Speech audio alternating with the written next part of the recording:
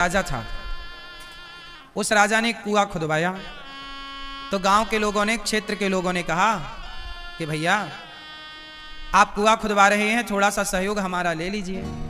राजा ने कहा देखो हमें किसी के सहयोग की जरूरत नहीं है, क्योंकि राजा को किसी के सहयोग की क्या जरूरत थी। राजा तो समर्थवान है, संपन्न है। तो राजा ने कहा कि देखो हम कुआं खुदवा रहे हैं और आप केवल पानी पियो बस। तो क्षेत्रवासियों ने, गांव वालों ने कहा कि राजा साहब आप तो कुआं खुदवा लोगे तो बड़ा पुण्य करोगे, क्योंकि कुआं खुदवाना बहुत बड़ा पुण्य है, हजारों लोग पानी पिएंगे, प्यास बुझेगी तो ये पुण्य का काम है। तो गांव वालों ने कहा महाराज हमसे कुछ सहयोग ले लो और हम सबके सहयोग से कुआं खुदवाओ, ताकि उस कुएं खुदवाने का हम सबको भी पुण्य मिले। तो राजा ने कहा ठीक है।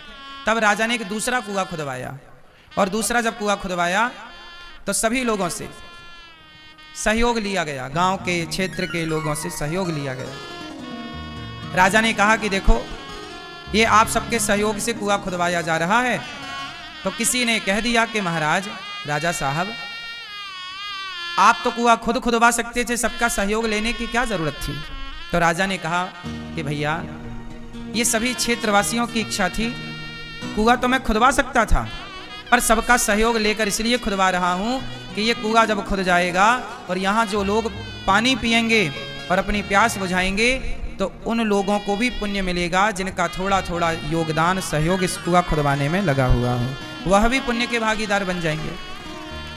तो पुण्य सबको मिले, इसलिए ये कुआं सबके सहयोग से खुदवाया जा रहा है। उसी तरह ये भागवत जो हो रही है रेवंझा में, ये सबके सहयोग से हो रही है। क्यों?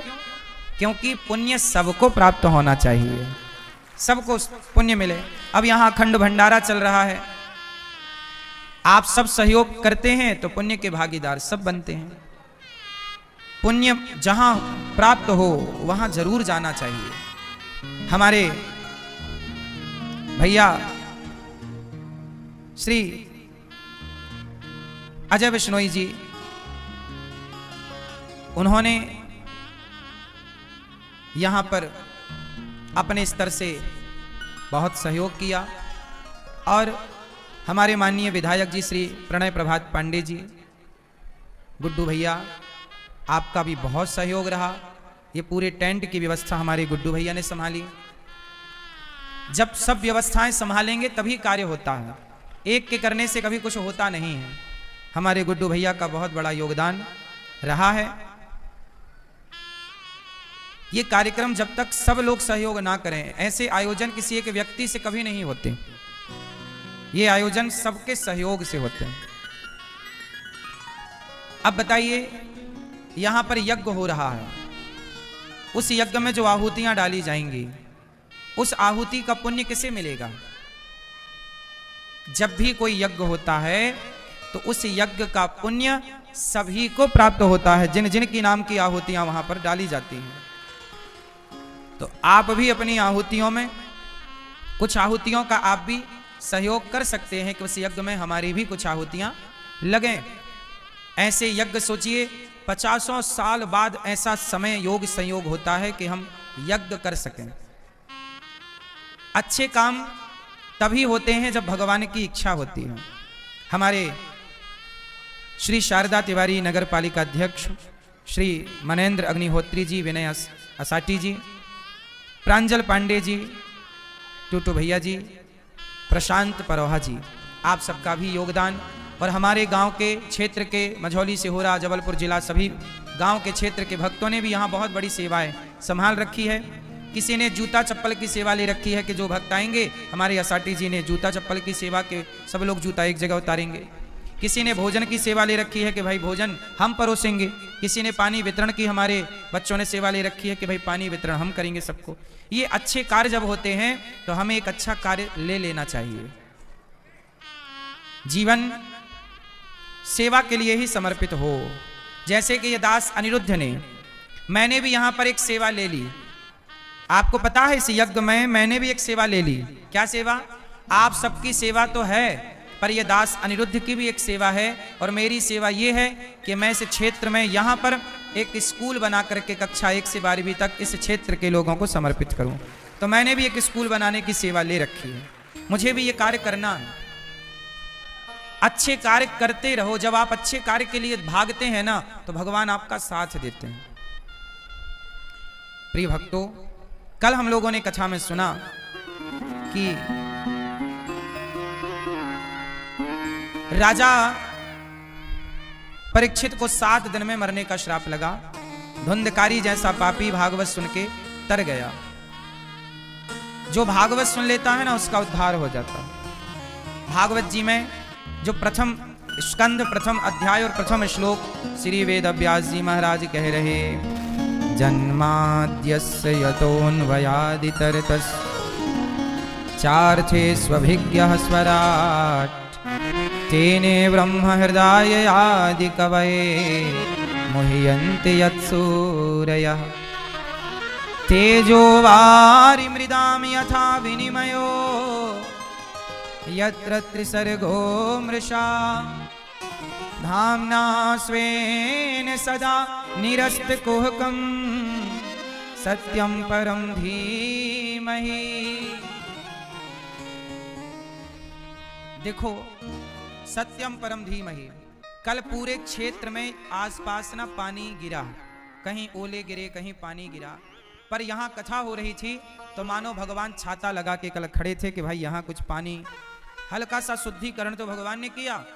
पर देखो, क्षेत्र में बड़ी बारिश हुई, जबलपुर में, सिहोरा में बड़ी पानी गिरा। लेकिन यहाँ इससे आपको क्या लगता है कि क्या इस आयोजन में ईश्वर हमारे साथ हैं? हाँ, ईश्वर छाता लेके पग पग में खड़े हैं कि देखो ये अच्छा कार्य है। इसका मतलब है ईश्वर भी सहयोगी हैं इस कार्यक्रम में। कल यहां पर 5 तारीख को मध्य प्रदेश के मुख्यमंत्री जी यहां आ रहे हैं और यहां आकर के सब व्यवस्थाओं को वो देखेंगे। और सोचिए, आप सबका प्यार, आप सबकी उपस्थिति, आप सबका स्नेह जो हमें मिला, और इस भूमि में हमें खेलने का, खाने का, पढ़ने का, लिखने का मौका मिला, इस भूमि को देखने के लिए मुख्यमंत्री जी भी यहां आएंगे और उनका भी उद्बोधन हम सब लोग सुनेंगे।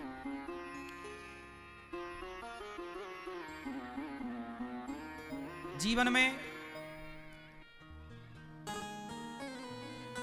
सत्य क्या है ये जानना बहुत जरूरी है। जन्म आदि यस्य जन्माद्यस्य, जिस परमात्मा के द्वारा सृष्टि उत्पन्न होती है, जो जन्म देने वाले हैं, जो भगवान चार थे, स्वभिज्ञः स्वराट, सब कुछ जानते हैं, और स्वानैव राजतीति स्वराट, जो सब कुछ जानते हैं और स्वयं प्रकाशित हैं। ऐसे भगवान कैसे हैं? प्रकाशवान हैं। भगवान को किसी से प्रकाश लेने की आवश्यकता नहीं पड़ती, सब कुछ जानने वाले हैं। मोहियंत यत सूर्य, जिन पर बड़े बड़े यत्सूरी ब्रह्मा इत्यादि भी मोहित हो जाते हैं, बछड़े ग्वालवाल चुरा के भाग जाते हैं ब्रह्मा जी परीक्षा लेने के लिए, और जिन्हें परमात्मा, जिनका परमात्मा पार ना पा पाए, वो परमात्मा की कथा हम सुन रहे हैं। ऐसे परमात्मा जो सत्यम परम धीमहि है, उनका हम ध्यान करते हैं। अच्छा, भागवत जी शुरू कहां से होती हैं? कुछ सवालों से। आओ कुछ प्रश्नों से हम भागवत जी को प्रारंभ करते हैं। मनुष्य मात्र का धर्म क्या है? अच्छा ये बताओ, धर्म, आप लोगों का धर्म क्या है? मनुष्य मात्र का धर्म क्या है? चलो बताओ, आप में से कितने लोग मनुष्य हैं? जो मनुष्य हैं वो अपने हाथ उठाएं। मैया हाथ उठा नहीं रही हो मेरी मां। मनुष्य हो? हाँ कि ना? मनुष्य हो? क्यों मैया? मैया, मनुष्य किसे कहते हैं? अच्छा बताओ, दशरथ जी मनुष्य हैं कि नहीं? बोलो हाँ।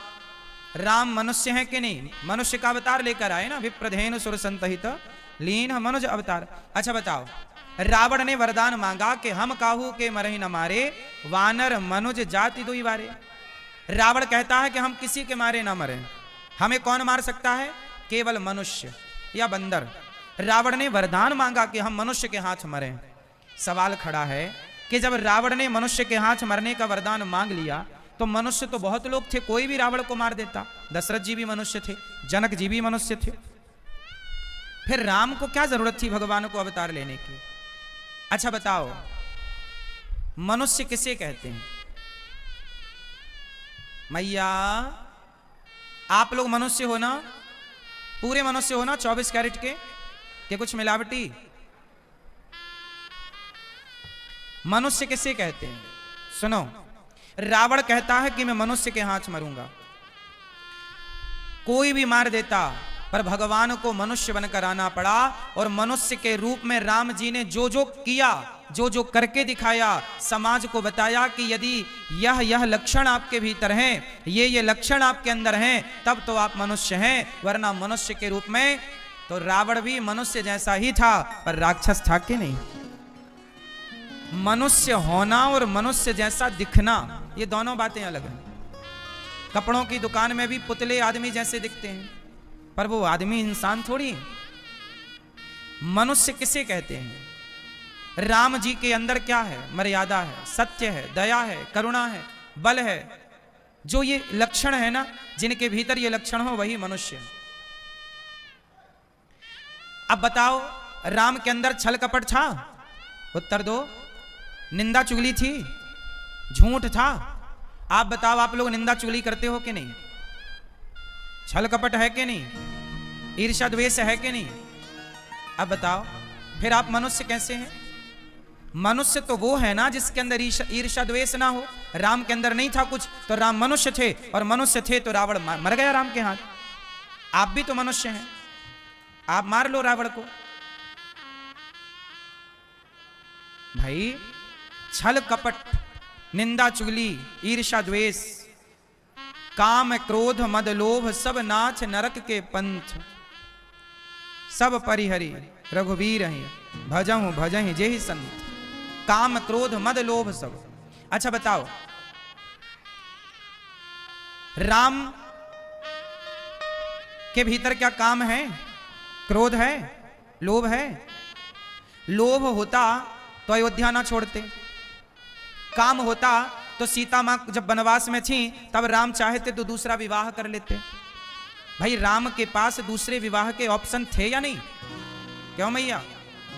राम चाहते तो दूसरा विवाह कर लेते ना। जब सीता मां का वनवास हो गया तब राम जी ने एक यज्ञ किया था, और उस यज्ञ में वशिष्ठ जी ने कहा कि पत्नी के बिना यह यज्ञ पूरा नहीं हो सकता, पत्नी को लाओ। अब पत्नी को ला नहीं सकते थे क्योंकि वो त्याग चुके थे, महर्षि वाल्मीकि जी के आश्रम में माता सीता जा चुकी थी।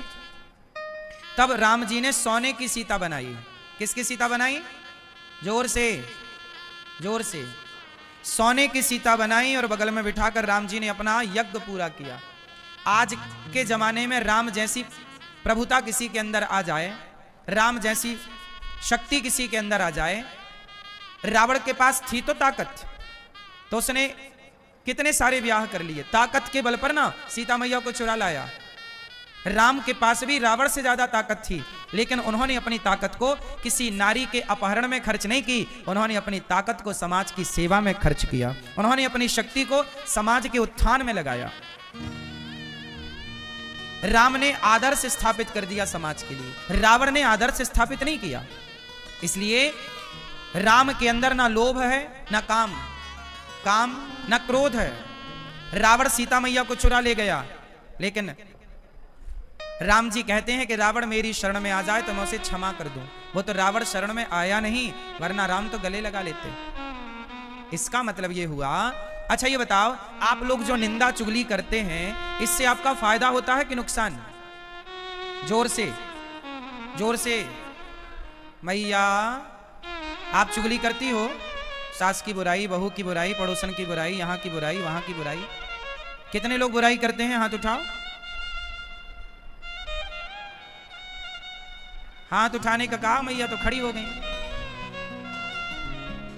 अच्छा बताओ, निंदा चुगली आप करते हैं, छल कपट आप करते हैं, इससे आपका कोई फायदा है? उत्तर दो। क्या होता है निंदा करने से? उत्तर दो। निंदा करने से क्या होता है? पाप होता है। क्या होता है? जोर से, जोर से। पाप कहां कहां से होते हैं? बोलो मनसा, बोलो मनसा, जोर से। मनसा, वाचा, कर्मणा, 3 जगह से पाप होते हैं। पाप कहां से होते हैं? मनसा, वाचा, कर्मणा। अब सुनो, मन से भी पाप होता है। जैसे आपने सोच लिया कि आदमी कितना सुंदर है, मेरा ब्याह इससे हो जाता। आपने अपने पति के होते हुए पर पुरुष के बारे में सोच लिया, आपने किया कुछ नहीं, ना तो उसका हाथ पकड़ा ना उसके पास गए, लेकिन सोच लिया कि काश ये आदमी मेरा पति होता, मेरा इससे ब्याह हो जाता, इससे क्यों हो गया। तो ये सोचना भी पाप है कि पुण्य है? जोर से। आप सोच रहे हैं कि मेरा ब्याह इस स्त्री से क्यों हो गया, इससे हो जाता तो कितना अच्छा था। ये सोचना पाप है कि पुण्य है? जोर से, जोर से।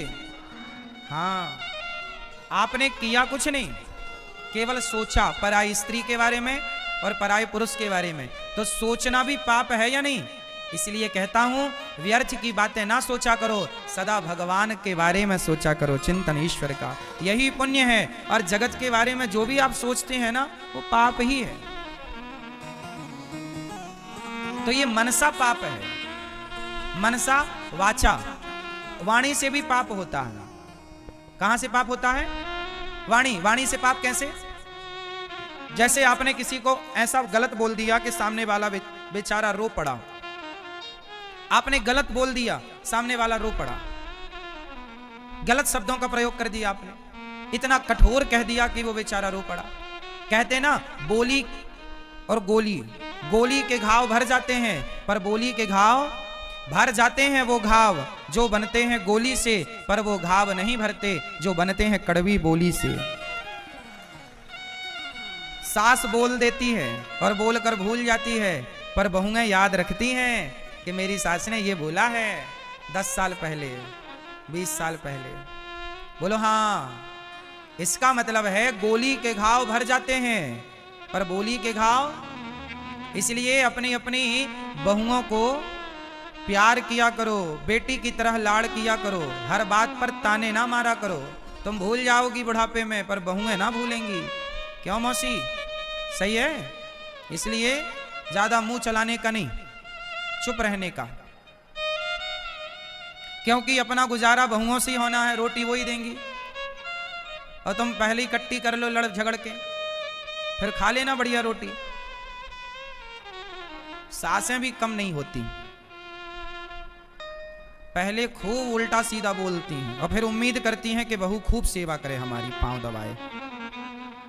भाई, जैसा व्यवहार हम आपके साथ करेंगे वैसा ही व्यवहार तो आप हमारे साथ करेंगे। अच्छा बताओ, सास बहू की लड़ाई में गलती ज्यादा किसकी होती है, बहू की कि सास की? सब मौसी लोग बताएं, हमारी चाची बताओ, सास बहू की लड़ाई में गलती किसकी ज्यादा? बताओ मेरी माँ, हैं? ज्यादा किसकी हैं? जोर से। पीछे वाली मैया बताएंगी, हरी मैया बताओ, सास बहू की लड़ाई में ज्यादा गलती किसकी? किसकी? सास की। क्यों? सास बड़ी है, सास मां है, बहू बेटी है, बहू छोटी है। गलती हमेशा बच्चे करते हैं, गलती हमेशा छोटे करते हैं, और बड़ों का काम है उन्हें समझाना, सही सिखाना, सही रास्ते पर लाना। मैं गलती कौन करेगा? मैं ही तो गलती करूंगा। गलती कौन करते हैं, बड़े कि बच्चे? फिर तो बहू कौन है? बेटी है, बच्ची है। सास कौन है? मां है, बड़ी है। सिंपल है। अब समस्याएं ये हैं कि कोई अपनी गलती मानता नहीं है, कोई अपनी गलती मानता नहीं है, और इसी अकड़ में रिश्ते खत्म हो जाते हैं, टूट जाते हैं। तलाक वलाक क्यों होता है? क्योंकि लोग अकड़ में रहते हैं। इसलिए धर्म का ज्ञान होना जरूरी है। भगवान राम कहते हैं, निंदा करना वाणी का पाप है। यदि आप चुगली कर रहे हैं, निंदा कर रहे हैं, तो पाप ही तो हो रहा है ना। हम आपकी बुराई करें, इससे पुण्य तो मिलना नहीं है, पाप होगा। इसलिए हम क्यों आपकी बुराई करें, निंदा क्यों करें? मनसा वाचा, तीसरा है कर्मणा। जब आप किसी को मारते शरीर से, वो भी पाप है। इसलिए कहता हूं, पाप करने से बचो, मन से भगवान का स्मरण करो, वाणी से भगवान का नाम जपो, अच्छे शब्दों का प्रयोग करो और कर्म ऐसे करो कि आपके द्वारा किसी का नुकसान ना हो, बल्कि आपके द्वारा किसी का फायदा होना चाहिए। कर्म से अच्छा करो, कर्म अच्छे करो। मनुष्य का धर्म क्या है? चलो बताओ, धर्म क्या है मनुष्य का? क्यों मैया, क्या है मनुष्य का धर्म? दया धर्म का मूल है, पाप मूल अभिमान, तुलसी दया न छोड़िए जब तक घट में प्राण। पर हित सरिस धर्म नहीं भाई, पर पीड़ा सम नहीं अधमाई। परोपकार सबसे बड़ा धर्म है। राम जी ने जो किया वही धर्म है, रावण ने जो किया वही अधर्म है, कृष्ण ने जो किया वही धर्म है, और दुशासन दुर्योधन ने जो किया वही अधर्म है। ये सिंपल परिभाषा धर्म और अधर्म की। राम ने जो किया वो क्या है? जोर से, धर्म। और रावण ने जो किया अधर्म। कृष्ण ने जो किया वो धर्म, और कंस ने जो किया फिर यही है। धर्म अधर्म की परिभाषा सिंपल यही है। अच्छा ये बताओ, भगवान साकार होते हैं कि निराकार? जोर से, ईश्वर का आकार है या नहीं है? जोर से। भगवान साकार भी हैं और निराकार भी, सगुण ही अगुण ही नहीं कछु भेदा। भगवान साकार भी और निराकार। जैसे पानी निराकार होता है, पानी कैसा है मैया? निराकार। पर वही पानी जरूरत पड़ने पर बर्फ बन जाता है। तो पानी निराकार तो था, पर बर्फ भी बन गया और एक आकार ले लेता है। उसी तरह जैसे पानी आकार लेता है, उसी तरह ईश्वर निराकार है, पर जरूरत पड़ने पर वही परमात्मा पर ब्रह्म राम कृष्ण का आकार लेकर संसार पर आकर के लीला रचते हैं। तो वही निराकार साकार राम कृष्ण बनकर के प्रकट हो जाते हैं। आखिरी सवाल, धर्म कम शरणम गतः, धर्म किसकी शरण में गया? तो धर्म सत्य की शरण में गया। भगवान के अवतार कितने हैं? 24। क्यों मैया? भैया लोग बताएंगे हमारे कितने अवतार हैं भगवान के? क्यों, भगवान कितने होते हैं? ये सफेद कुर्ता वाले हमारे दादाजी बताएंगे, पीछे वाले सफेद शर्ट वाले कुर्ता वाले। बताओ भैया, भगवान कितने हैं? उंगली उठा के बताओ। 1 2 3 4 5, जितने भगवान है उतनी उंगली उठाओ। कितने भगवान है? मैया आप बताओ, आगे वाली मैया, ये पीछे मैया लाल पीली हरी गुलाबी सारी मैया बताओ, भगवान कितने मेरी माँ? जोर से। कितने भगवान? क्या नाम है? ईश्वर एक है, तो नाम क्या है एक भगवान का? क्या क्या? एक भगवान आप सब बोल रहे हैं, ईश्वर एक है, तो क्या नाम है उन एक का? क्या नाम है? ये आगे की मैया बताएंगी हमारी सारी। एक भगवान का नाम बताओ मौसी, नाम बताओ मेरी मां। एक भगवान का नाम क्या है? क्या? ये बताएंगे हमारी भौजी, बताएंगे। चलो,